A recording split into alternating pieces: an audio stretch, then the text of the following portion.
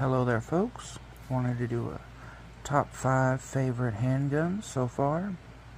Starting off, I have a CZ82, holds 12 rounds of Makarov. And I got the trusty Glock 19 compact.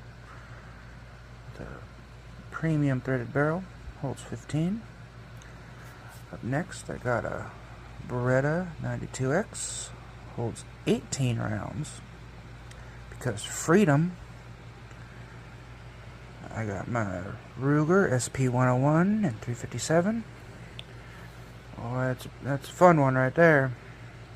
And then last one is a Kimber 1911.